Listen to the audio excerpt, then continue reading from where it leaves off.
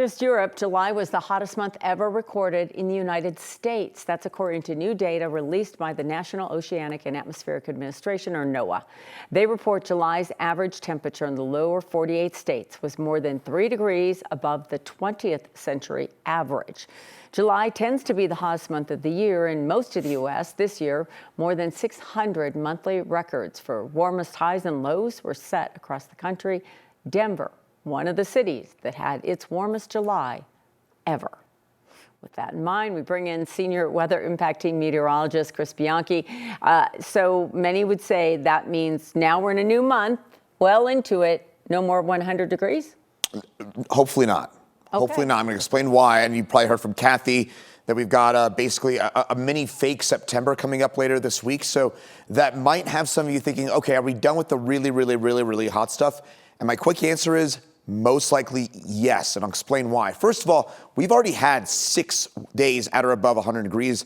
We had it back on Saturday in Denver. We came quite close yesterday with a high of 97, today with a high of 95, so getting quite close both of those days, and we're now tied for the third most 100-degree days in a single year on record. We average only about 1 to 2 100-degree days per year on a long-term basis here in Denver. But this is the number that matters. Once we start getting into the middle of August, again, as you've been hearing from Kathy, our 7-day outlook and the overall outlook, once we get past tomorrow, it's a lot cooler for the middle to end part of the week through next weekend and likely into the following week. And of course, it is August 10th, just as a reminder. So once we start getting to mid to late August, it gets pretty tough. Not impossible, but tough to get to 100 degrees. Once we start getting to that third, fourth week of August, we're most likely done with the really hot stuff.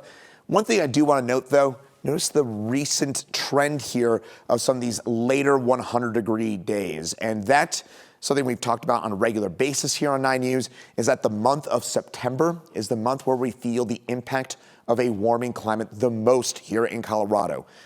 Those of you who've been here for a long time know it used to snow on a regular basis in Denver in the month of September. Here's the spoiler. It just doesn't really snow in September in the Denver area anymore. And we've only had measurable snow once in the last 25 years in Denver. So here's the overall takeaway. We are most likely done with 100-degree days yet, but that's not a guarantee. I would put it at about a 80-90% confidence interval that we're done with those 100-degree days and maybe the 98, 99 stuff after tomorrow. But again, the little caveat and the asterisk, because the month where we're seeing the impact of a warming climate the most is September. And what we're seeing with the warming climate here in Colorado is a lot of those transition months are no longer transition months. So for example, May is more of a summer month now than really an in-between month. And September, I call it August 2.0 for us here in Colorado. But again, the really hot stuff, at least hopefully, knock on wood, we're done with that for the season.